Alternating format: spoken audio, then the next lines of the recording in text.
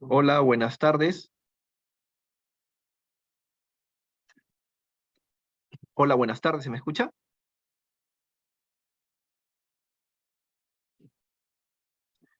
Perfecto. Muy buenas tardes, amigos.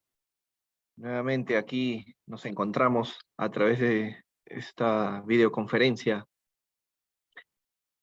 para tratar algunos aspectos legales en materia de cooperativas. Bueno, ya ustedes, o bueno, algunos me conocen, mi nombre es Denis Calderón, soy consultor legal para NSB Clusa, Liga de Cooperativas de los Estados Unidos, y en esta oportunidad, iniciando pues, digamos, el año 2023 en materia legal, vamos a comentarles al respecto del reglamento de inscripción de cooperativas. Este reglamento se publicó el viernes, el día viernes 17 de febrero, en la cual trae connotaciones muy importantes para las cooperativas, y es bueno que ustedes, bueno, representantes de cooperativas, que trabajan en cooperativas, son socios directivos, asesores, gerentes, consultores, entre otros, puedan conocerlo. Esto respecto al ámbito de la Constitución, modificación de estatutos, selección de representantes, temas de disolución, liquidación, asamblea de reconocimiento, la continuidad de las funciones, que es un aspecto importante y que quizás había interpretaciones ahí al respecto. Entonces, quizás el reglamento que ha emitido SUNARP hace una semana es muy importante y es bueno abordarlo.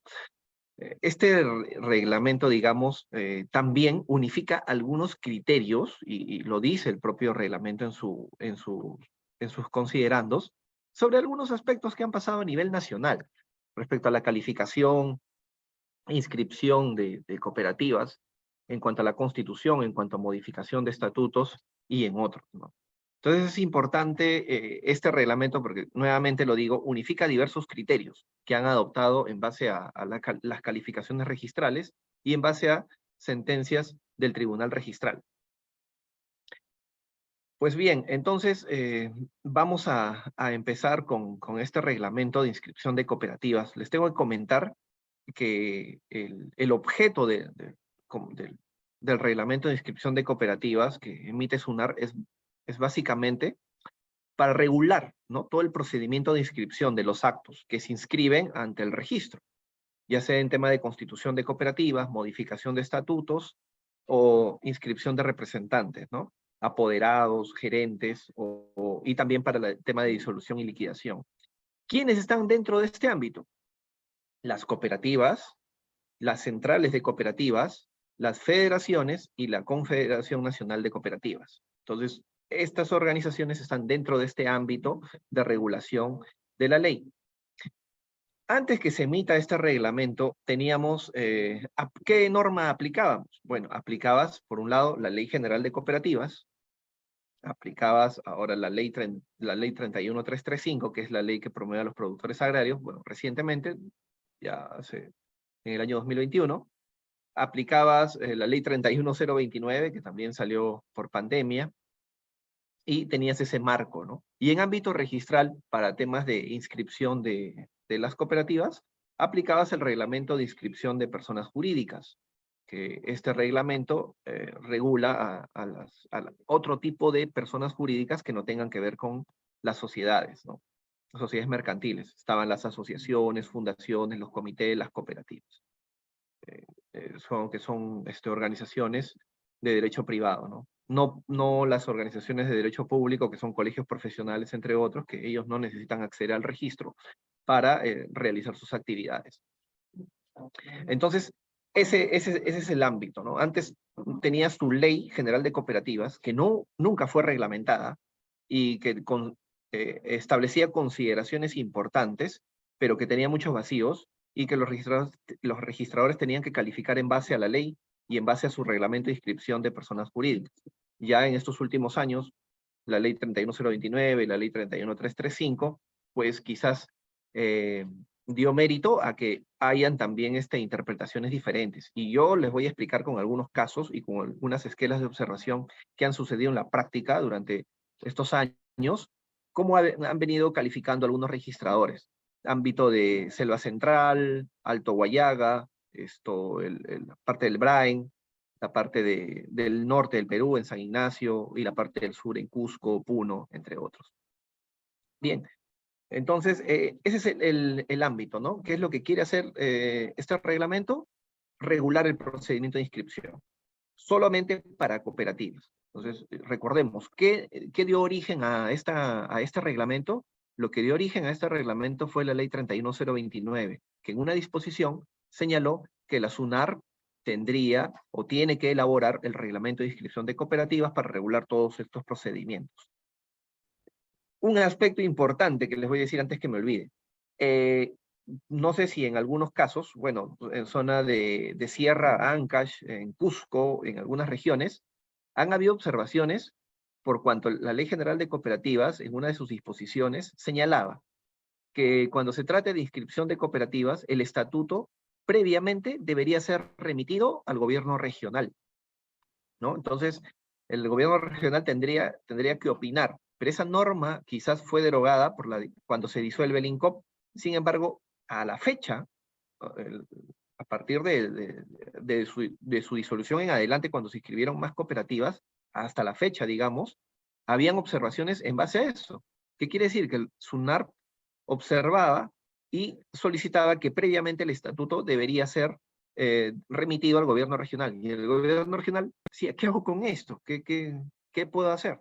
Si yo no soy competente en esta materia, de acuerdo a su ley orgánica de gobiernos regionales, entre otros. Y sabiendo que había una norma de disolución del INCOP. Y esto ocasionó la paralización de constitución de cooperativas, o que las personas digan, no, es muy complejo constituir cooperativas. Son muchos órganos para las cooperativas.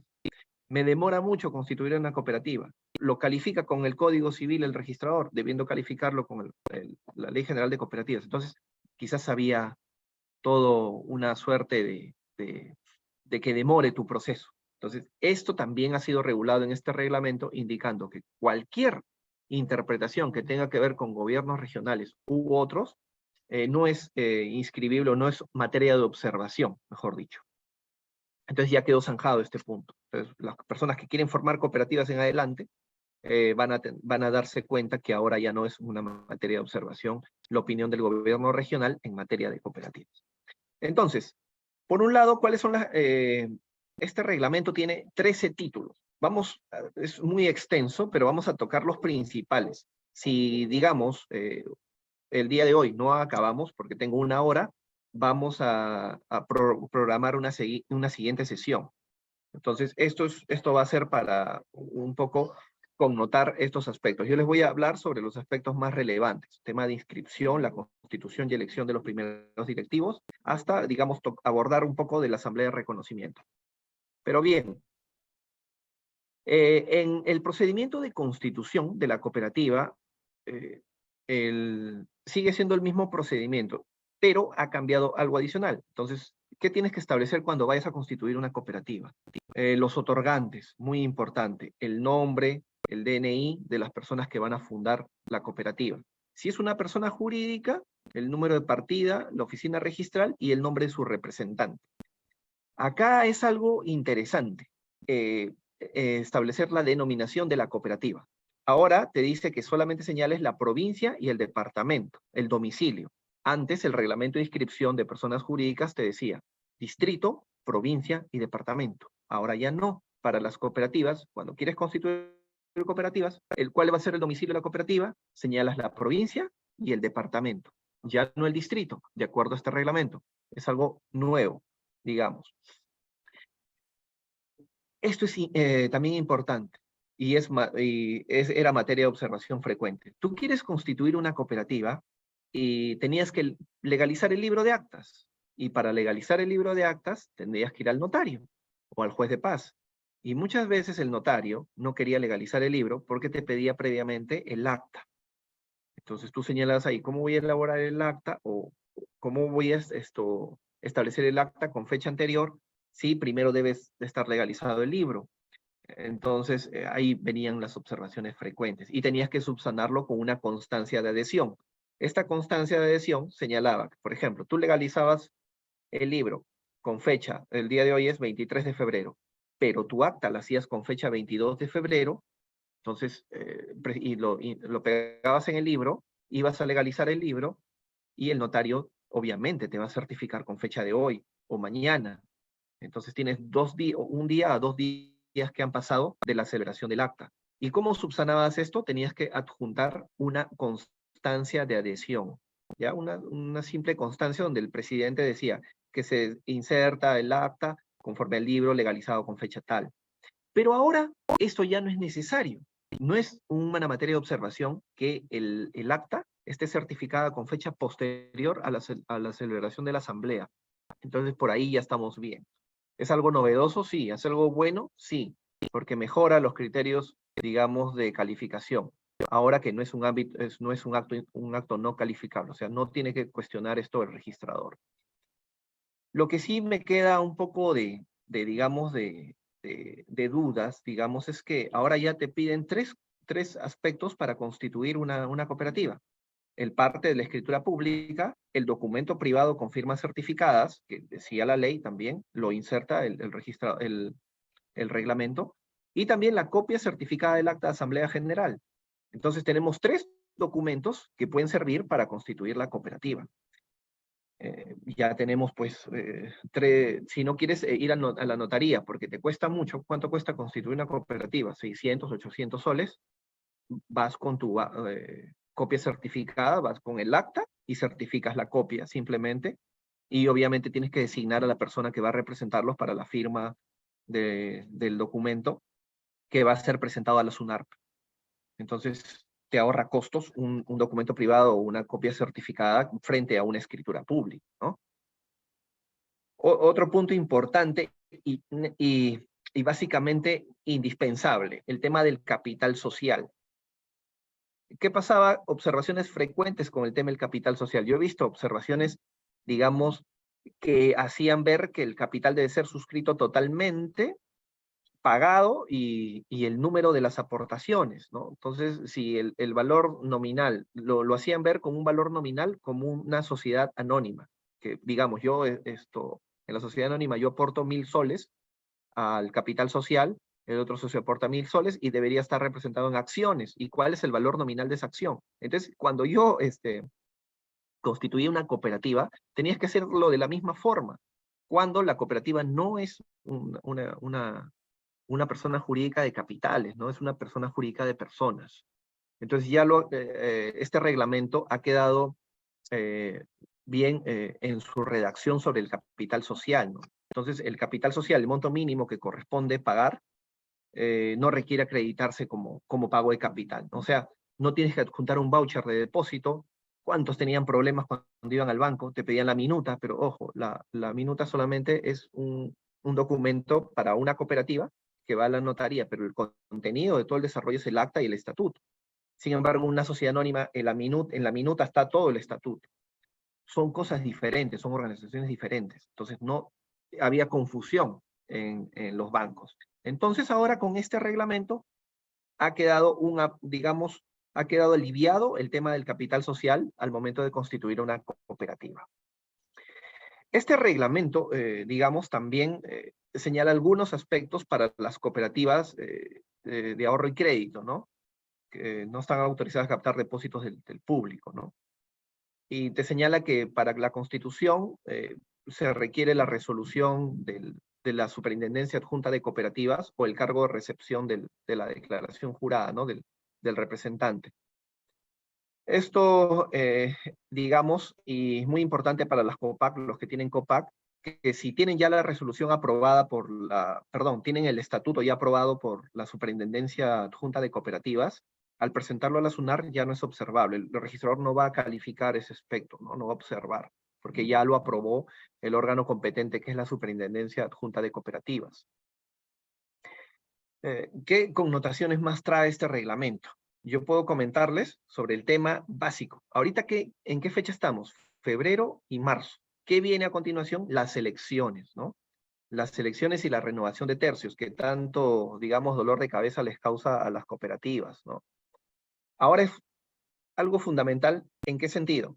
Antes tú celebrabas tu asamblea eleccionaria, ¿correcto? Y de acuerdo a la Ley General de Cooperativas, la ley te dice, ¿no? la asamblea de socios elige a los titulares y suplentes y les designa el periodo, ¿no? El periodo del mandato. 3 años, 2 años, 1 año, ¿correcto? ¿Y dónde se distribuían los cargos? Se distribuían en la instalación. O sea, adicionalmente de presentar tu acta de asamblea general, tenías que juntar el acta de instalación del Consejo de Administración. Y otros registradores pedían el acta de instalación del comité electoral para ver si obviamente el comité electoral estaba facultado para realizar el proceso electoral. Entonces presentabas 3 documentos: el acta de asamblea general eleccionaria, el acta de instalación del Consejo de Administración, el acta de instalación del comité electoral y la constancia de quórum y convocatoria adjunta, ¿no? Que eso no se pega en ningún libro. Entonces eran 3 más la constancia.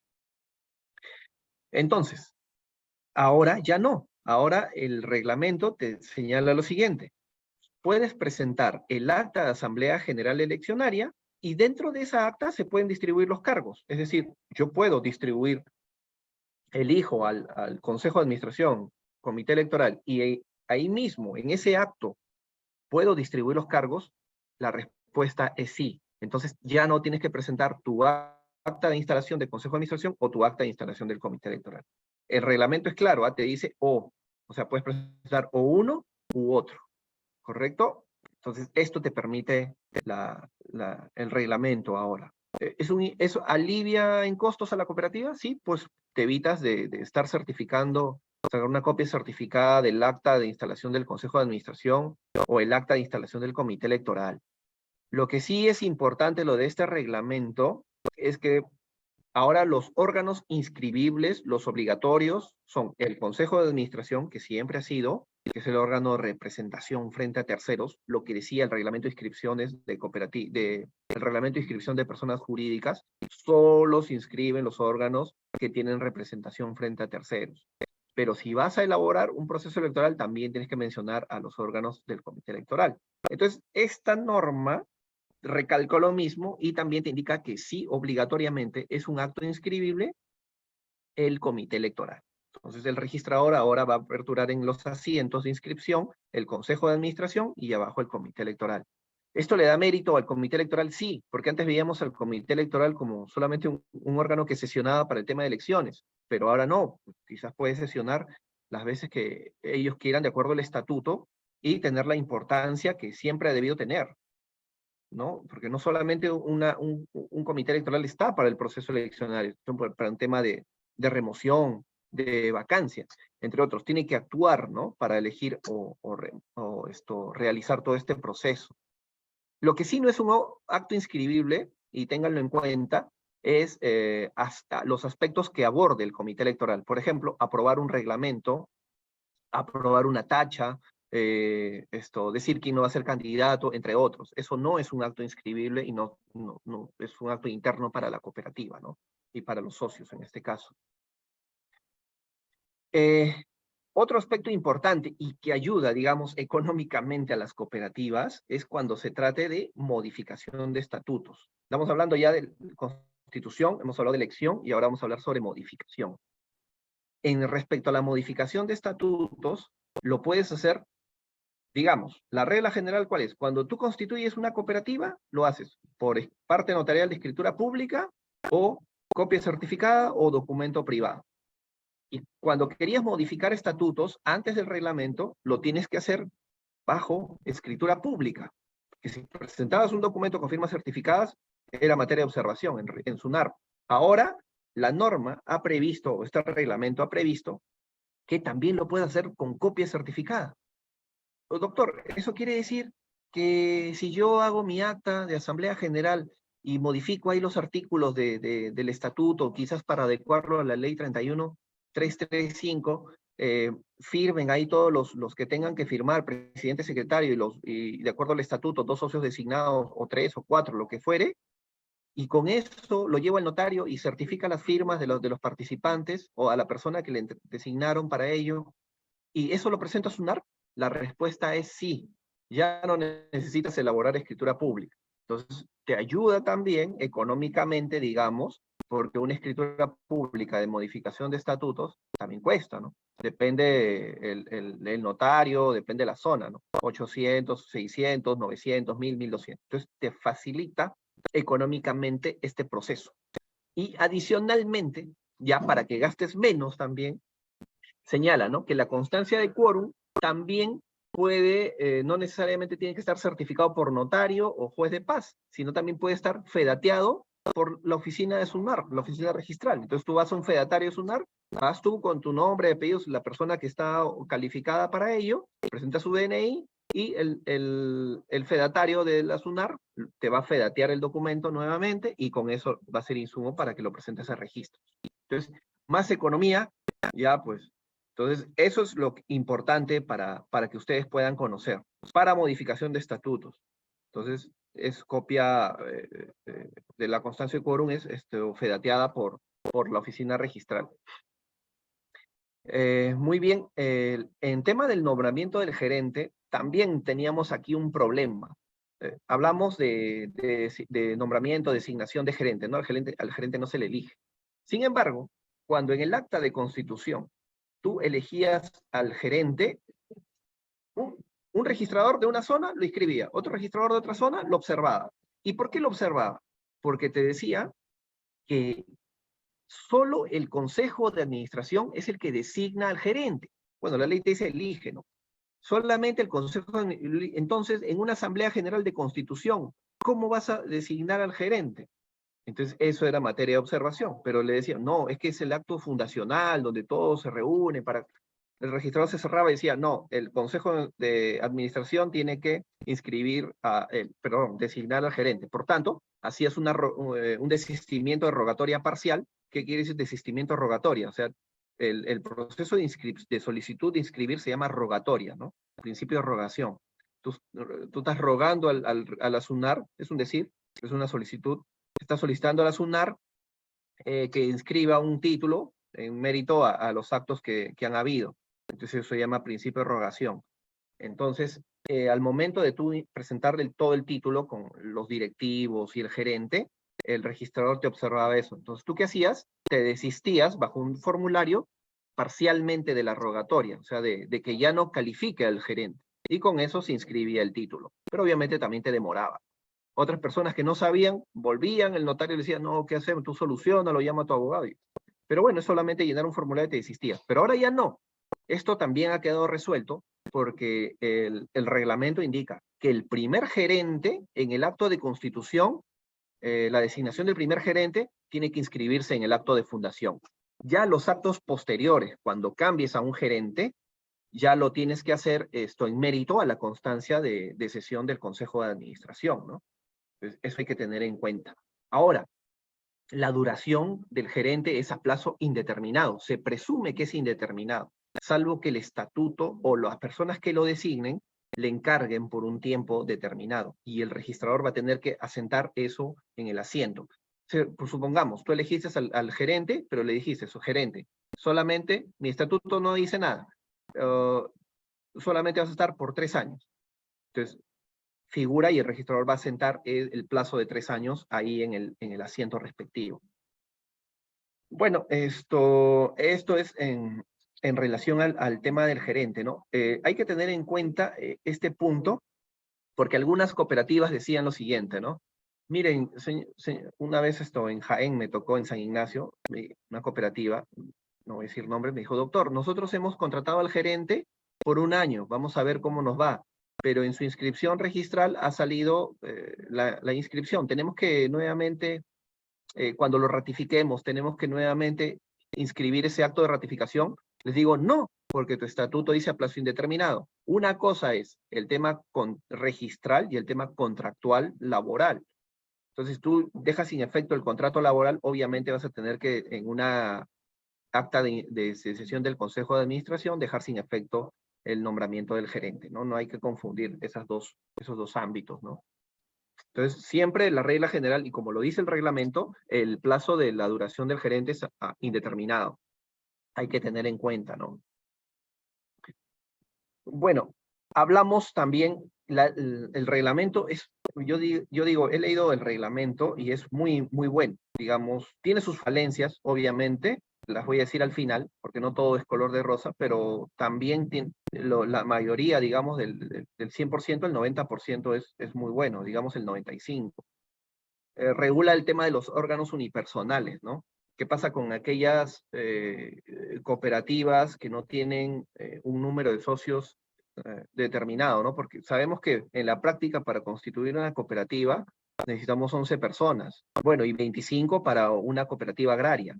Entonces, no, para poder cumplir un quórum mínimo de tres personas en cada órgano directivo.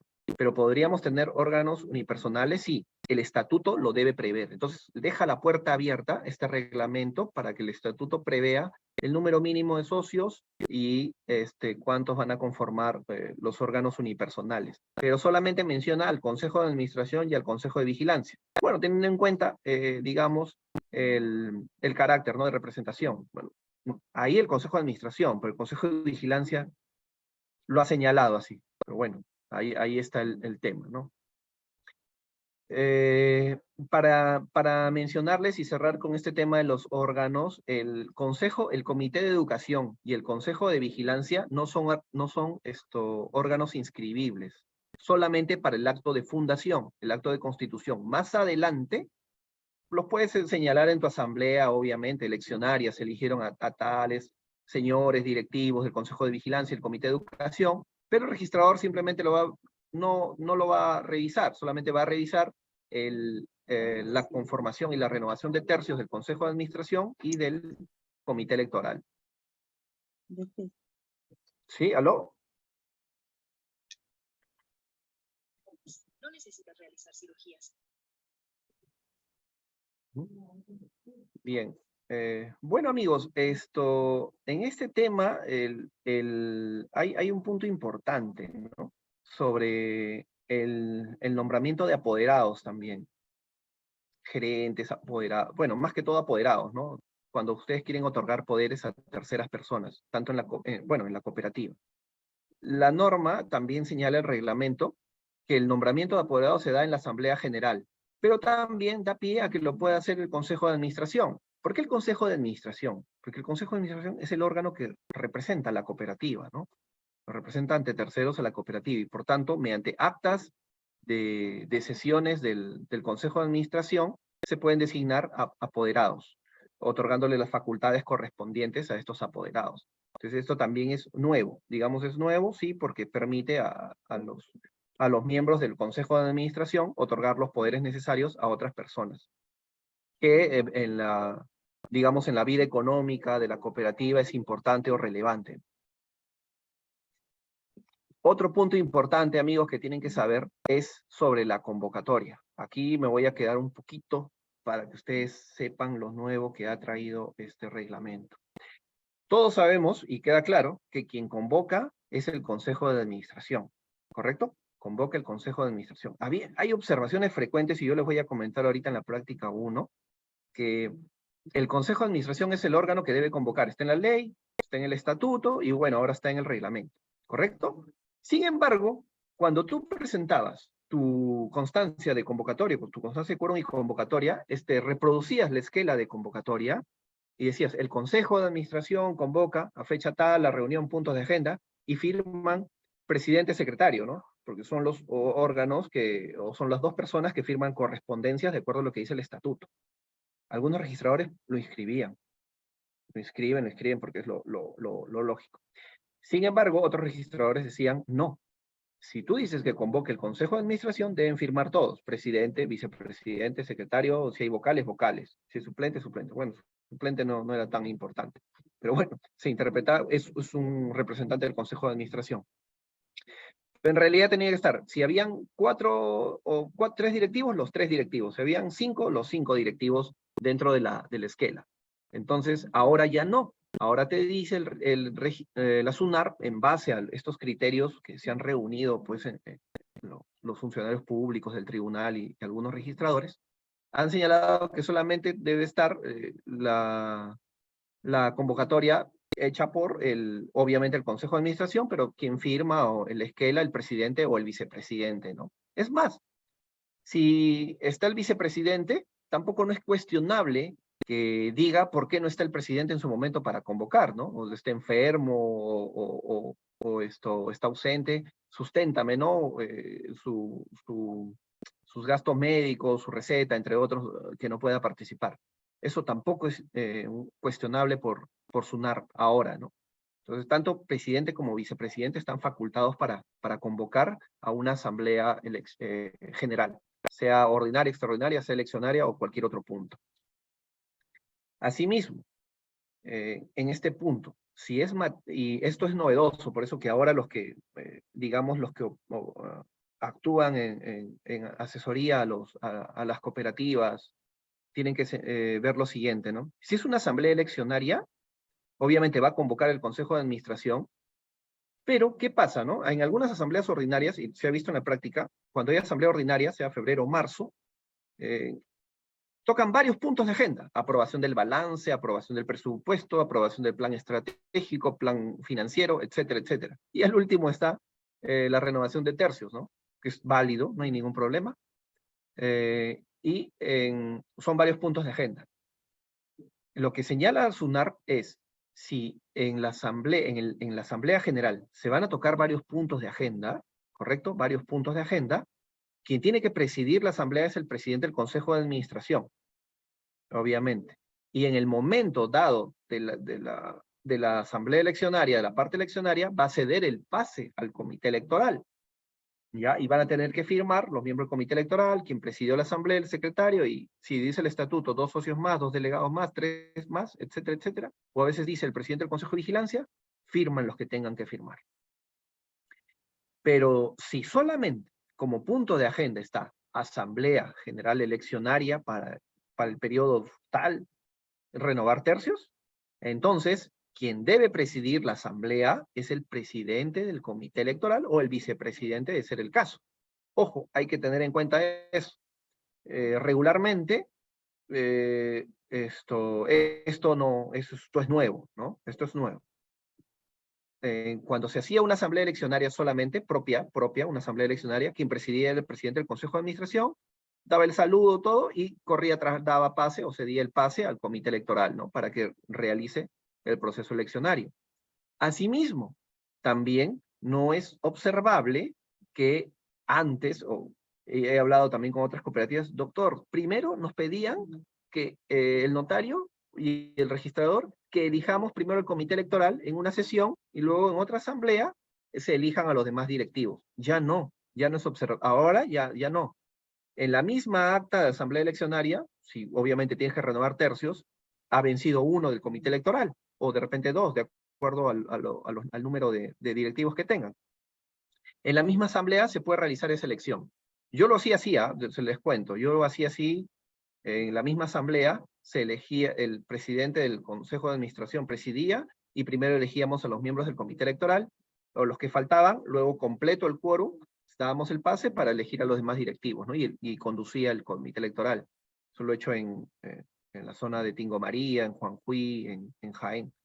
Pero en Jaén sí me pasó ese tema que me dijeron, no, doctor, nos van a observar. ¿Por qué les van a observar?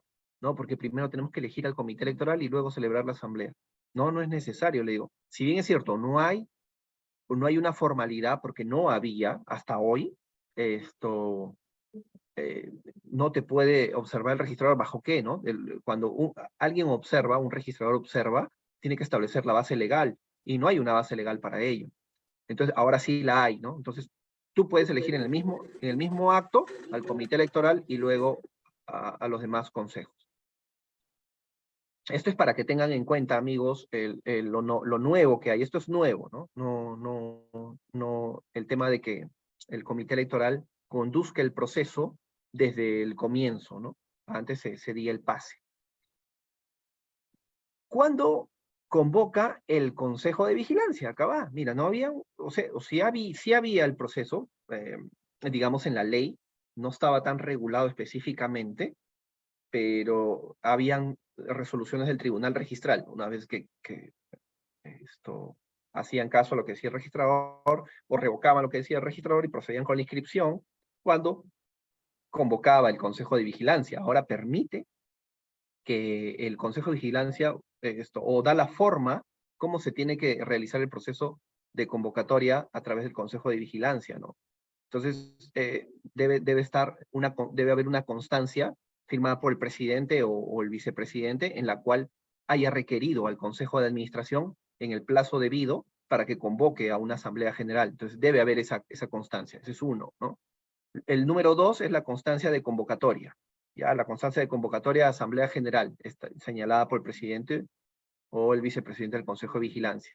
Y acá sí lo que pide es la copia certificada del acta, es decir, del acta eleccionaria, donde se eligió al Consejo de Vigilancia, ¿no? En este caso, si se realizó en la misma asamblea y se distribuyeron los cargos, vas a tener que adjuntar esa acta. Pero si se instaló el Consejo de Vigilancia posterior a la elección, vas a tener que adjuntar el acta de instalación del Consejo de Vigilancia, ¿no? Copia certificada del acta de instalación para que el registrador verifique el tema de los tercios. Si es el acto constitutivo del Consejo de Vigilancia, con eso basta, ¿no? Ese es el punto importante y da los pasos para regular sobre el proceso de convocatoria del Consejo de Vigilancia. Yo me acuerdo en una de las sesiones que tuve con ustedes, bueno, algunos están, algunos no se encuentran, quizás no han participado en una que yo realicé el año pasado, hablamos que existen la Asamblea General Extraordinaria y la Asamblea General Ordinaria, ¿no? Ahora esto está en el estatuto. Y decían, ¿qué pasa si yo no hago mi elección en la Asamblea Ordinaria? ¿Lo puedo hacer en una extraordinaria? Bueno, la respuesta es sí. Pero ahora, debidamente convocada y todo lo demás. Pero ¿qué pasa? Hay otro tipo de asambleas que no requiere convocatoria. Y esto también lo regula la SUNAR en el reglamento. Es la Asamblea General Universal. La Asamblea General Universal es cuando están presentes todos los socios hábiles, de manera espontánea, ¿no? Quiere decir espontánea, bueno, fue una actividad, un evento social, por ejemplo, ¿no? Yo puedo decir eso. Y están presentes todos los socios en ese momento. Entonces, en ese momento, digamos, el presidente del Consejo de Administración o el vicepresidente dice, vamos a celebrar una asamblea universal. Y los socios tienen que aprobar, ¿no? Espontáneamente deben decir, sí, estamos autorizando que se realice esta asamblea universal, ¿no? Y que tiene que haber un acuerdo con la celebración de ello, ¿no? Que aprueben iniciar la sesión y aprueben la agenda. Entonces, ahí les ayuda, digamos, para que no se eviten el tema de la convocatoria, solo tienen que formalizar o acreditar el quórum de la Asamblea General Universal. ¿Quiénes participan? Obviamente socios hábiles. La norma también te dice, ¿no? Salvo que el estatuto diga que también los socios inhábiles puedan participar, ¿no? Que lo dudo, no hay. No, la mayoría,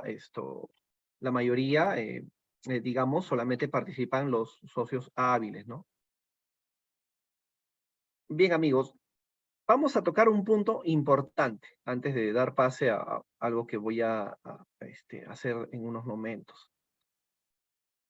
En el año 2020 se elaboró, gracias a NSBA Clusa con el Ministerio de la Producción, el decreto de urgencia 075-2020, que permitía la continuidad de las funciones y de los órganos directivos hasta diciembre del 2020 por el tema de la pandemia y poder celebrar asambleas virtuales, no presenciales.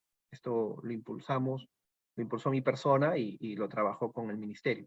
Bueno, el ministerio porque es el órgano sectorial encargado de las cooperativas, se lo dimos para que ellos hagan incidencia en el sector público. Entonces, pero luego, este decreto de urgencia, siendo temporal, venció el 31 de diciembre de 2020, pero en el interín, en junio, si no me equivoco, julio, salió la ley 31029. Y la ley 31029 hablaba aspectos importantes. Uno, el tema de la ratificación, que poder celebrar asambleas no presenciales. Y dos, el tema de la continuidad de las funciones. O sea, el hecho de que los órganos directivos Consejo de Administración, más que todo el Consejo de Administración, y ahora Comité Electoral, que también es inscribible, continúen en sus funciones a pesar de que no haya habido elección. Y a consecuencia de ello, SUNAR sacó un documento, ¿no? Que, de acuerdo a una resolución de no agrupados, ¿no? Que decía solamente es por el tema de la pandemia, pero estaba interpretando mal y ya lo rectificó con el reglamento. ¿Qué quiere decir? Que esto no está sucediendo en base a un hecho propiamente, una pandemia, una situación. No, esto siempre ha debido ser, porque la norma dice precísese que los órganos directivos continúan en funciones mientras no se elija a las personas que lo reemplacen. Entonces, con este término precísese, quiere decir que esto siempre ha habido. ¿Y qué problema tenían las cooperativas? Pues el problema de la renovación de tercios a todos, quizás los que viven en diferentes ámbitos, ha sido un dolor de cabeza para las cooperativas, para el gerente, para los consejos, en marzo que viene la campaña de acopio, para el café, para el cacao, y tienen que suscribir contratos, financiamiento, el banco les pide ustedes solicitan al banco para capital de trabajo, y dicen los poderes, ¿cómo voy a firmar si no está vigente el Consejo de Administración? Esto era un problema. Entonces la ley fue muy buena al decir que los órganos continúan en funciones mientras no se elijan a los que lo reemplacen. Entonces, ¿qué quiere decir? Que esto siempre ha habido. Ahora, si tú venció tu mandato en este año, en febrero, y obviamente no has realizado una elección, lo que implica ahora es que saques una vigencia de poder, solicites y puedes celebrar cualquier contrato. Si todavía no haces asamblea, el banco te va a decir, tu vigencia, acá está, señor, mi vigencia de poder. Esto me faculta a poder celebrar cualquier acto y contrato. Es decir, y tus poderes o facultades que te han otorgado para vender otras cosas continúan vigentes, amigos. Eso lo dice el reglamento de inscripción de cooperativas. Entonces, hay que tener en cuenta eso, que el reglamento es muy importante para el tema de la continuidad de las funciones. Esto, digamos, alivia mucho a las cooperativas. Yo me acuerdo que en ese año justo, salió a una cooperativa, presenté una vigencia de poder y el abogado certificador no le quiso otorgar. Y se apeló al tribunal registral y el tribunal registral, en base a la ley 31029, nos otorgó la vigencia de poder. Pero esto estaba sujeto a interpretaciones, a pesar de que había una ley. Entonces, lo que señaló o lo que señala ahora este reglamento es que continúan en funciones. Eso es claro, continúan las cooperativas, los órganos directivos van a continuar. Es decir, ¿el presidente sigue siendo presidente? Claro, sigue siendo presidente. Bien, antes de dar pase a un invitado, voy a bueno, creo que al final lo voy a decir, quizás algunos los problemas que hemos encontrado en este reglamento. Por Hola, ejemplo, Denis. sí, adelante. Denis, Hola, yo quería hacerte una consulta. En el Félix caso Zúñiga, de que, de Oxapampa. hay cooperativas que no han hecho cambio de tercio, incluso varios años, ¿no? De otra tipología, de tipo colonización, de tipo de cooperativas comunales, que no han hecho cambio de tercios durante mucho tiempo, en todo caso, 3, 4 periodos atrás. Ellos normalmente con este reglamento podían convocar a un cambio de tercios sin perjuicio alguno. No hay ningún problema, sigue vigente el órgano directivo. Con esta ley, con este reglamento, sigue vigente. Pero si tú quieres ordenar, obviamente que no es lo ideal, ¿no? Por el tema de las cooperativas, el buen gobierno cooperativo, el tema de la renovación de tercios, que por algo se ha hecho la renovación de tercios, ¿no? Porque el que tiene 3 entra como nuevo y los otros que tienen 2 y 1 le van a enseñar para que vaya aprendiendo, ¿no? Eso va a ser la doctrina cooperativa, ¿no? Pero bueno, la ley está dada y ellos continúan en sus funciones. Ahora, si tú quieres hacer, digamos, se han hecho actos importantes, y han habido elecciones de directivos que no lo han podido inscribir, ¿no? Eso se llama asamblea de reconocimiento. 3 directivas a más, tienes que hacer una asamblea de reconocimiento. Si lo quieres hacer así, si no, te puedes, digamos, del último consejo, que todavía está vigente en base a esta ley y este reglamento, podrías saltarte y hacer una de cero, ¿no? O sea, no hay ningún problema ahí. Ok. Bien, gracias, Denis. Ya, bien, Félix. Bien, voy a invitar a un amigo, un gran amigo, que lo conocí en el Ministerio de la Producción, bueno, cuando yo también trabajaba en el Ministerio de la Producción, también trabajó en el ministerio, y también justo es cooperativista, ¿no? Nos encontramos en el camino y siempre conversamos sobre el tema. Voy a saludar al amigo Hernán Morante. Hernán, ¿cómo estás? Hola. Bien, Denis, ¿qué tal? ¿Cómo estás? Un gusto escucharte, verte con atención esta exposición que has hecho el día de hoy. Creo que en los puntos resaltantes, importantes, y cabe resaltar que este nuevo reglamento involucra también a las cooperativas agrarias. Así, no, sus Así es. disposiciones van con todo igual, solamente hay que tener en cuenta que en las cooperativas agrarias siempre tenemos al presidente del Consejo de Administración y al presidente del Consejo de Vigilancia elegidos en Asamblea General, ¿no? Por lo demás, todo se mantiene igual y involucra tanto a todas las cooperativas, ¿no? Como dice nuestro amigo Walter, están todas las cooperativas de colonización, servicios múltiples, ahorro y crédito, todas las cooperativas están inmersas en este dispositivo, ¿no? Y para conversar contigo y me aclares algunos puntos, te he escuchado y ido anotando algunos puntos que ya tú lo has hablado, pero que necesitan un poquito más de aclaración, amigo Denis. No sé si lo podemos comentar. Adelante, adelante. ¿Hay alguna duda? Por ejemplo, en el artículo 8, ¿no? Dice que no es materia de observación la certificación de la apertura del libro. Ya lo comentaste, ese punto, pero quiero que me aclares, esa certificación de la apertura del libro necesariamente se tiene que hacer, ¿no? No es que se hace el libro, se llena el acta y no se hace la certificación. Se puede entender que, dicho esto, yo hago mi libro queda sin certificar, porque para las siguientes actividades sí te van a pedir la certificación del libro de acta, ¿no es cierto? Así es. Y gracias por comentar eso. Lo que pide o lo que dice SUNARP es las fechas, ¿no? El libro tiene que estar certificado sí o sí, pero lo que pasa es que antes, lo que tenía que estar primero es certificarse el libro y luego elaborar el acta. Pero algunos notarios no te certificaban el libro si no presentabas el acta. Entonces tú estabas tenían incertidumbre a la persona que iba, ¿no? Y si no sabía de normas, un productor, digamos, otra persona que no conozca de leyes, iba y decía, ¿ahora qué hago? No formo la cooperativa. Bueno, lo que tendría que solucionarse ahí es hacer una constancia de adhesión, pero no sabían muchas personas sobre el tema de la constancia de adhesión. ¿Dónde está el tema de la constancia de adhesión? En el reglamento de inscripción de personas jurídicas. Pero ahora a partir de este reglamento ya no es necesario, porque no es observable que el libro esté certificado con fecha posterior a la celebración del acta.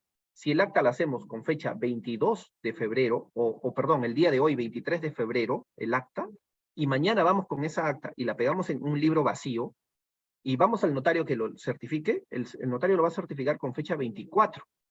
Y al Y eso es un presentarlo gran alivio, ¿no, Denis? Un gran alivio, porque exactamente, ese era un problema que teníamos con los registradores y el problema con los notarios para el acta de fundación.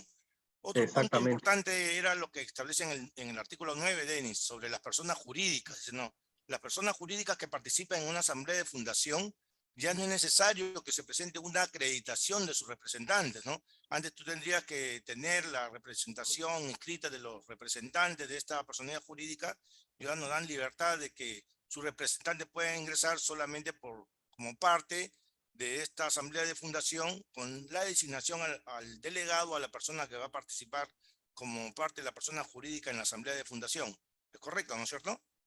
Un alivio total, ¿no? O sea, este reglamento, si tú lees los considerandos del reglamento que se ha aprobado recién, es que este reglamento ha pasado por el ACR, ¿no? Análisis de calidad regulatoria. En el análisis de calidad regulatoria está el Ministerio de Justicia, la Presidencia del Consejo de Ministros y el Ministerio de Economía y Finanzas. Entonces, que buscan dotar de fluidez y no dar muchas barreras burocráticas al administrado, ¿no? Cuando se dé una publicación de una norma o una ley o un reglamento. Entonces, esto permite, pues antes te pedían, ¿no? Se va a constituir una federación o se va a constituir una cooperativa y va a participar una persona jurídica, ¿no? Previamente que la persona jurídica acredite sus representantes que estén inscritos. Entonces, esto ya no es materia de inscripción, eso es algo interno, ¿no? Entonces, si se va a constituir una cooperativa, o se va a formar una central, por ejemplo, y participan cooperativas base, que son personas jurídicas, eso déjenlo en ámbito interno, que ellos vean su procedimiento. Total, es una declaración, una declaración jurada que ellos mismos realizan, ¿no? Y es un acto voluntario entre las partes. El registrador no tiene por qué pedir Y esto, previamente un acto. Denis, y esto va a dar pie a que puedan constituirse más centrales de cooperativas y Exactamente. igualmente las federaciones, porque era uno de los impedimentos que a veces había este requisito, ¿no? Sí, justo lo que comentas ahora, la ley, el reglamento, perdón, da pie a federaciones y a otras federaciones. Quiere decir que da paso, aunque no están en una ley, las federaciones regionales, ¿no? Que Justamente es ese muy punto era que importante era, que hayan federaciones regionales. así es, ¿no? Y esa Sí, parte que hablaste del capital social es un alivio total, porque ahora ya no vamos a necesitar ir al banco a pedir una inscripción que los bancos se negaban, a veces tú querías ir a una caja, no sabías lo que estábamos hablando. O sea, directamente con la designación del capital social inicial y la aportación es suficiente para continuar con el proceso de inscripción de nuestra cooperativa, ¿no? exactamente, no se tiene que acreditar, ¿no? El pago del capital inicial. Entonces, eso es otro alivio importante para las cooperativas, ¿no? Y también nos ayuda mucho, Denis, este punto que has tocado, que es importantísimo y que estamos resaltando en esta conversación, es sobre los cargos que se designan ya en la asamblea eleccionaria, ¿no? Lo podemos tener en esta asamblea y nos ahorra el costo del acta de instalación del Consejo de Administración.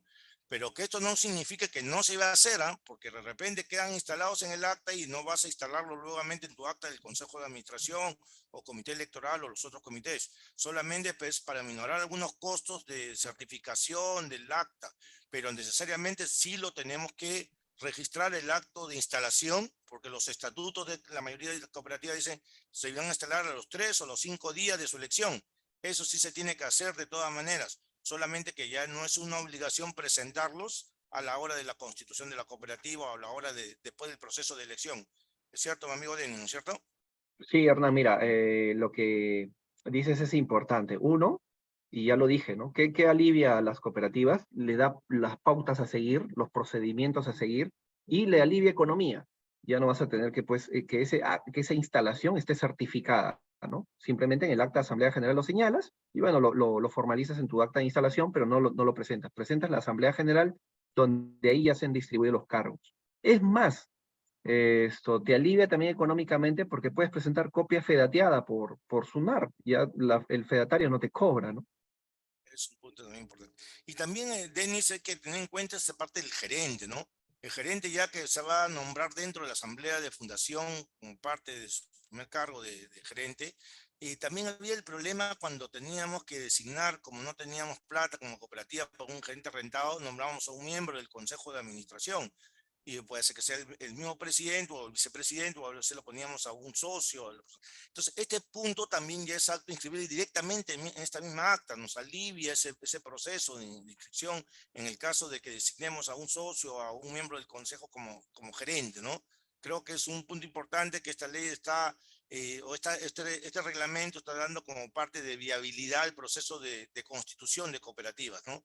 Va a ser un proceso Sí, más simple y más rápido, ¿no? es esto, como dije, ¿no? Es un 95% que va a aliviar varios procedimientos registrales a todos los administrados, ¿no? Ustedes como pues, cooperativas que nos están escuchando, van a ver que los procedimientos van a fluir ahora, ¿no? Digamos, esta norma entra en vigencia dentro de los 15 días, pero bueno, ya, digamos, ya es algo importante, ¿no? Que les va a servir a ustedes al momento de constitución, al momento de modificar estatutos, elegir directivos. Es esto interesante, muy, muy interesante. Profesor, Y Denis, y Sí, uno de los profesor, puntos, sí, sí, alguien quiere intervenir, ¿alguien quiere Denis. intervenir? Sí, adelante. profesor, buenas tardes. Sí, Qué importante disertación. Quiero preguntarle, hace ratitos el compañero que está hablando dijo de que ya no es necesario nombrar un gerente, o sea, un gerente aparte de los socios. Se puede nombrar gerente entonces un integrante de la cooperativa, sea un presidente, sea vicepresidente o un socio? Esa es la pregunta. Muy buena pregunta. No, esto ha sido siempre. O sea, ¿qué quiere decir esto? Nos regimos a lo que dice la ley, ¿no? El gerente puede ser una tercera persona, puede ser un socio, ¿correcto? O quizás cuando no haya un cargo de gerente, lo puede asumir el presidente del consejo de administración, cargo no rentado, lo dice la ley. Eso siempre ha habido. Entonces, lo que señaló Hernán, es que ahora la designación se hace en el mismo acto, en el acto de constitución. Antes era digamos, había cuestiones de observación por cuanto señalaba que el gerente lo designa el consejo de administración y que debe ser un acto posterior, ¿no? Entonces, eso es lo que comenta acá el amigo Hernán. Sobre todo, Denis, en ese punto, a nuestro invitado también hay que decirle, ¿no? Que este punto es resaltado porque era sujeto de observación. Cuando en el acta de constitución tú designabas a tu mismo dirigente para que asuma las funciones de gerente mientras no tengamos dinero para pagarle a un gerente o tengamos un gerente rentado. Entonces, Exacto. cuando tú hacías eso, te observaban, ¿no? Entonces, esto ya no va a ser materia de observación. Y ese es un punto que rescata este reglamento, ¿no? Sí, sí, importante todos estos puntos que hemos visto y en el reglamento. Son, digamos, hay que tocar más temas, porque hemos visto el tema del domicilio, que es muy importante cuando hay dos ámbitos dos oficinas registrales, el tema de la disolución y liquidación, la transformación, que es importante. Quizás haya paso para otro webinar, ¿no? Antes que todo, Hernán, ¿no? había Fatachao, pero no, está cerrado su audio, no tiene audio. No creo que Profesor, pueda hablar. una aclaración, profesor. Sí. A ver, hace poco se ha constituido una cooperativa, pero sin embargo no se ha nombrado al gerente en el acta de constitución. Armando, ¿Qué ¿no? hacemos ahora si no se ha nombrado al gerente? Ya. Porque gerente tiene que ser rentado, pero como recién se ha constituido, entonces no hemos nombrado al gerente en el acta de constitución. ¿Qué hacemos frente a esto, profesor? Muy buena pregunta, Luis. Te respondo rápidamente. Si no han nombrado en la Constitución a un gerente, no han designado, lo que tienen que hacer es, uno, si no lo tienen, legalizar su libro de actas de Consejo de Administración. Una vez que esté legalizado, hacen una sesión para designar a un Consejo de Administración. Vas al notario, obviamente al designar al gerente de la cooperativa, el acta de sesión del Consejo de Administración designa al gerente con su nombre, apellidos y número de DNI. Ojo, firman los miembros del consejo y llevas el libro de actas, pegado el acta de designación, al notario, para que certifique el acta y lo presentes acompañado de la constancia de convocatoria. De ser el caso, salvo que sea una sesión universal, ya te olvidas de eso. Entonces, presentas tu copia certificada del acta de designación, del acta del Consejo de Administración de designación del gerente. Ya, a ver, el acta, los libros ya están certificados o legalizados por el notario. Ya se ha legalizado con fecha anterior. Ahora, posteriormente, ya se eligió el Consejo de Administración, pero no hemos advertido al gerente. Entonces, después de eso, hacemos otro acta, entonces, doctor. Pero acta del Consejo de Administración, ya no Asamblea General, sino del Consejo de Administración. Ya, otro acta, entonces. Acta ¿cierto? pero de Consejo de Administración, ¿ah? El Consejo de Administración es el que tiene que designar, después de la Constitución, al gerente. Claro. Puede ser cualquiera de los miembros o cualquier socio. No, el Consejo de Administración. Oh, claro, sí, cualquier persona. Cualquier persona. Pero que sea socio, ¿no es cierto? Socio o no socio, cualquier persona. Ya. Muy bien, muchas gracias. Muy amable. Adelante, Hernán.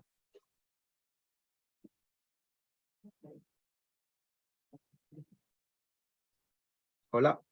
Sí, se fue la señal, ¿no? Denis. A ver. Sí, adelante. Denis, yo quería acotar ahí con respecto al productor que nos antecedió para la nombración de su gerente, que puede ser un socio o un tercero. De todas maneras, tener en cuenta lo que establece su estatuto. porque puede que hayan puesto algunas claves o algunos candaditos dentro de su estatuto y eso puede ser materia de observación por registros públicos. De todas maneras, lo que has orientado está bien, de acuerdo a lo que dice la ley, pero debe tener en cuenta lo que dice para la elección de su gerente o para la designación de su gerente, lo que está establecido en su estatuto. Eso no más, señor Denis, gracias. Ya, bien, Félix, sí, claro Denis, que, para sí, terminar, Denis, es solamente tener en cuenta lo que dice el artículo 37, que es una novedad, que en caso de que los dirigentes hayan sido vacados en su totalidad, el gerente puede convocar a una asamblea, ¿no? Es un punto eso sí, nuevo, sí, punto importante. sí, El es un punto artículo nuevo 37 señala que, importante. Que ahora cuando hayan sido vacados, no exista ningún dirigente del Consejo de Administración en actividad y estando su gerente inscrito en registros públicos, tienen la posibilidad de convocar a una asamblea para regularizar la situación de la cooperativa, ¿no? Creo que eso es muy importante porque habían muchos casos de cooperativas que ya sus dirigentes habían fallecido, habían abandonado o no se les ubicaba y no podían convocar porque no había el presidente, no había nada, pero sí estaba activo el gerente, ¿no? Bueno, creo que es importante, Denis, y de verdad te felicito por esta participación y estamos en coordinación para cualquier otro tipo de actividad, amigo. gracias, Hernán, no, agradecerte por la participación en estos momentos con las preguntas del caso, bueno, intercambiar ideas. Este tema, lo que mencionaste, sí es importante, ¿no? El tema de que el gerente pueda convocar. Y vamos a quizás a detenernos ahí, porque cuando hay tema de vacancias y hay vacancia total del consejo, el gerente está facultado para convocar.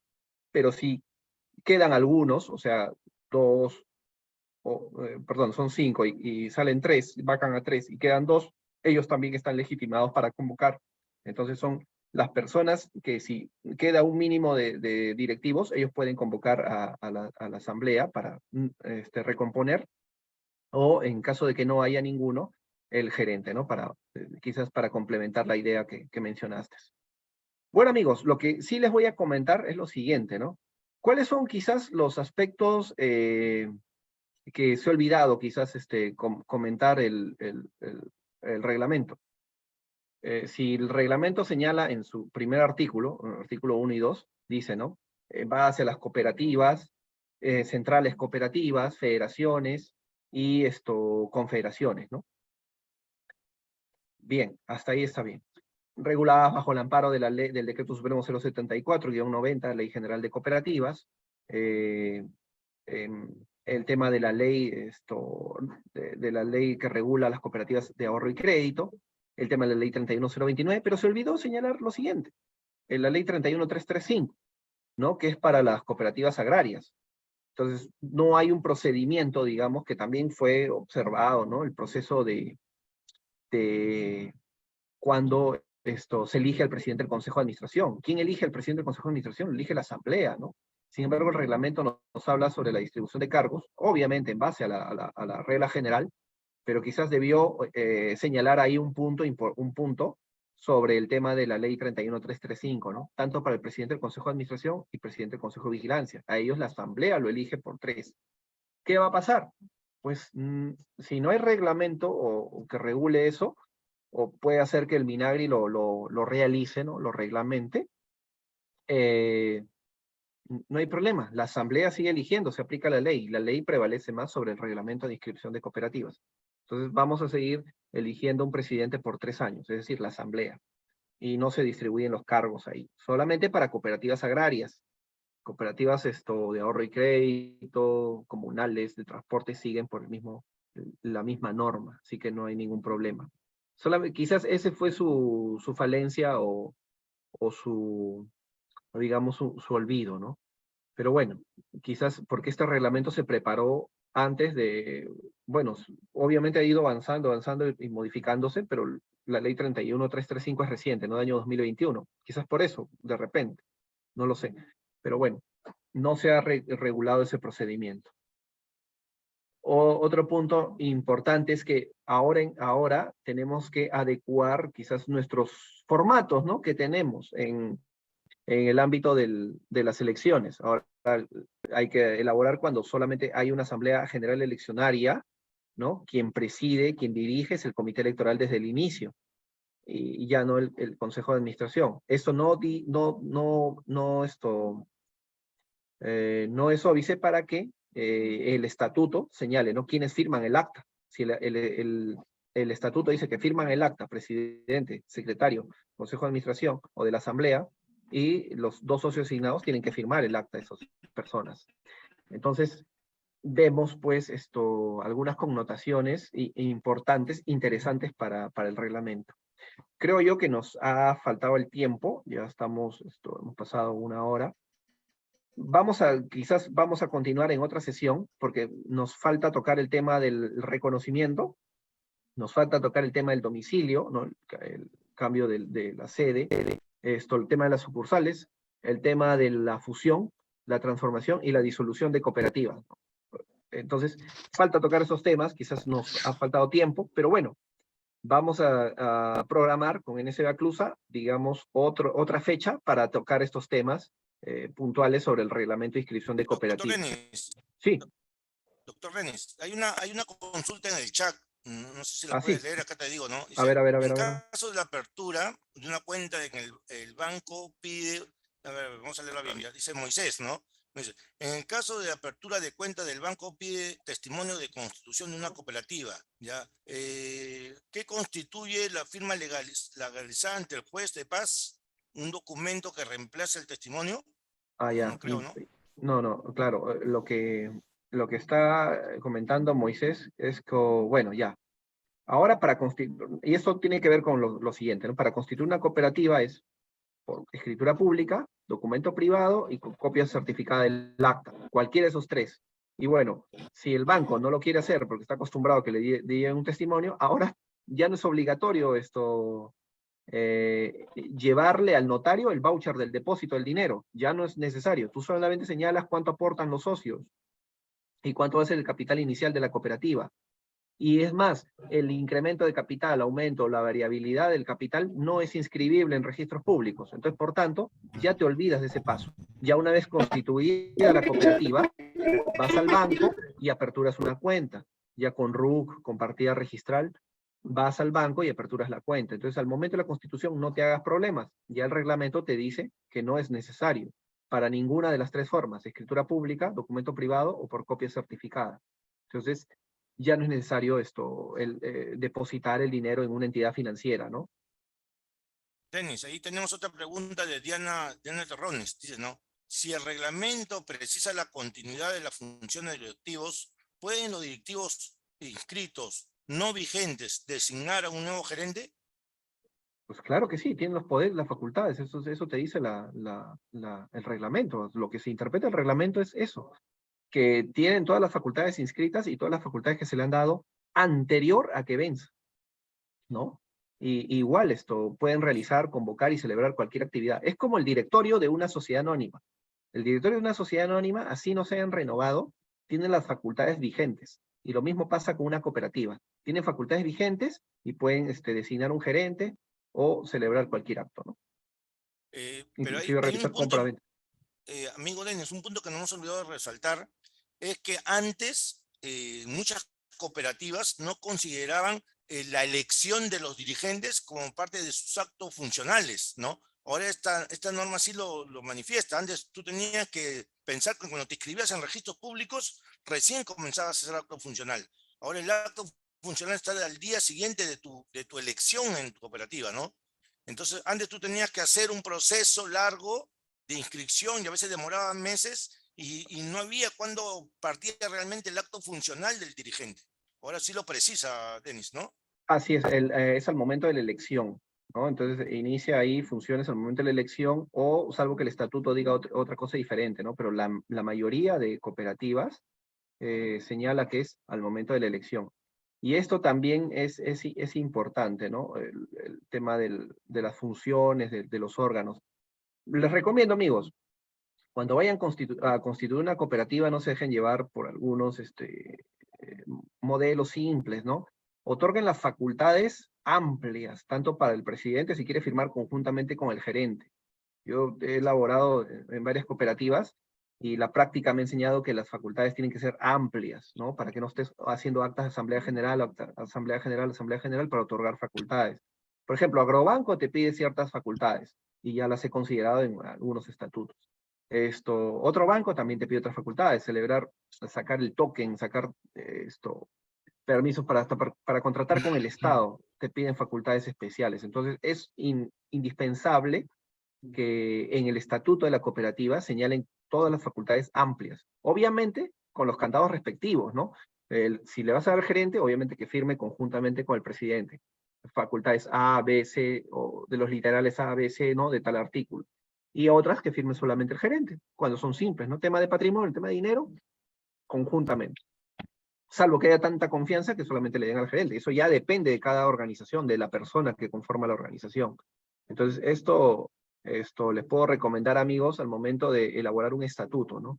Otorgar las facultades amplias, ¿no? Y ya no tengan que elaborar actas por actas, y eso les va a implicar más costo, y más trámite, y más demora cuando tengan que firmar con un banco u otra entidad algún tipo de contrato o una donación, quizás, ¿no? No sé si hay alguna pregunta, amigos, ya creo que Sí, estamos... amigo Denis, buenas tardes. Saluda Tulio Montes de Oca de la Oficina Zonal San Juan del Oro, Puno. Tenía Hola, esta ¿cómo duda para estás? resolver. Dice, las facultades del presidente rigen desde el primer día después de su elección para Sí. efectos de realizar, coordinar actividades, acciones, pero para efectos de trámite nos piden la vigencia de poder. Por ejemplo, nosotros para recepcionar un equipamiento menor de debida, debemos de tener el documento que esté inscrito en su consejo directivo y tenga la vigencia actualizada. Ya, una vez, amigo Tulio, es muy fácil. Una vez que constituyes la cooperativa, ¿correcto? ¿Sí? Ahí mismo tú puedes ir a SUNAR y solicitar una vigencia de poder, pero la vigencia de poder te demora 3 días hábiles en otorgarte. ¿Ya? Ahora lo puedes solicitar virtual o de forma presencial. A veces te lo dan en el acto, en el mismo rato, de repente la carga que tenga SUNAR. Entonces tú, una vez que está constituida, tú al momento nomás solicitas una vigencia de poder. Es más, si ya está constituida y estás renovando tercios y ya se ha inscrito, al mismo día o al día siguiente puedes solicitar una vigencia de poder y de registros te la va a otorgar. Sí, eso es lo que dice la teoría, pero por la carga que tienen, demoraba un mes por esto de la pandemia. Bueno, han reducido ahora a 3, 4 días. Gracias. 3 días hábiles, y lo puedes hacer por internet. Te recomiendo que lo hagas por internet y es mucho más rápido. Doctor, Gracias. doctor, una última Adelante. pregunta. Sí, Luis. A ver, la renovación de tercios, si no se realiza la renovación de tercios, ¿qué pasaría, doctor? No pasaría nada, continúan en funciones los directivos. Eso de acuerdo a la ley 31029 y al reglamento de inscripción de cooperativas. Entonces puede terminar el periodo sin haber renovado. Exacto, claro, te refieres al 321, a uno todavía le queda 3, los que vencieron 1 siguieron, el 2 queda 1 y el de 3 le quedan 2, sí, tranquilamente, hasta que se cumple ese periodo de 3, ¿no? No hay ningún problema. Gracias, doctor. Muchas gracias. Bien, amigos, espero haber estado... Denis, Sí, ¿qué Mariños tal? López. ¿Cómo estás? Buenas ¿Cómo estás? tardes. ¿Qué tal, amigo? Tengo una consulta. Mira, tengo una cooperativa de la zona de por donde fuimos, Condorcanqui, la cual ya está este viernes, se van a reunir para renovar, ¿no? Por tercio. Te entendí que ya no es necesario que esa acta de renovación pase por manos del notario para la escritura pública.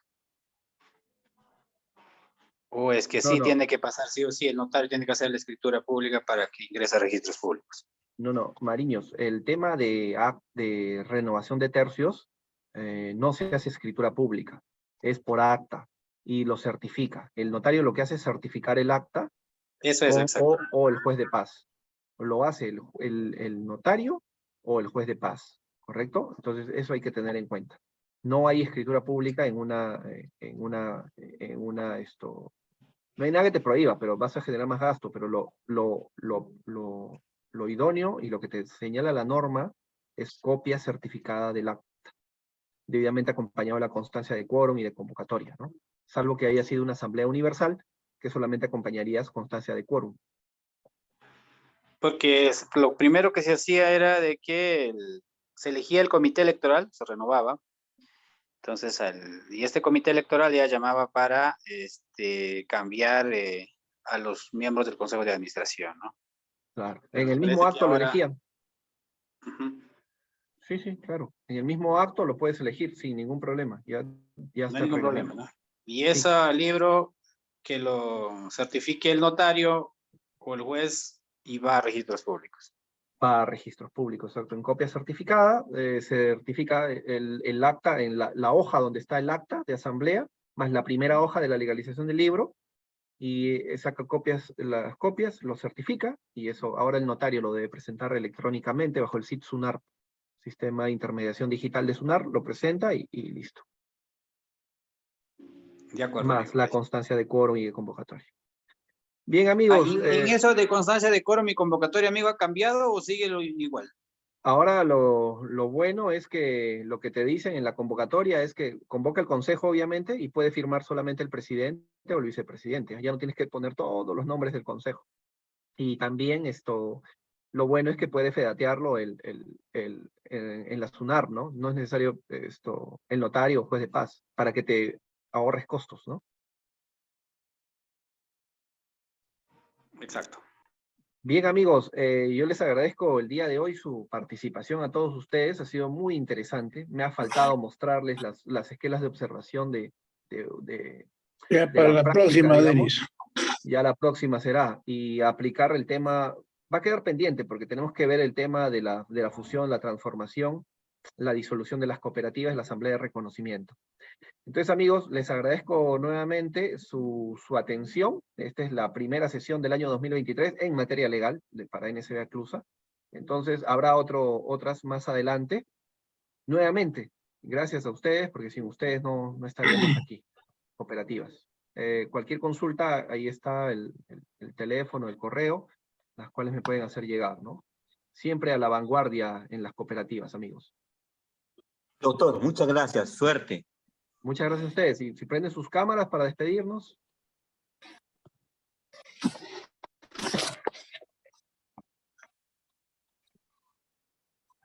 Muchas gracias, amigos. Hasta la próxima. La próxima.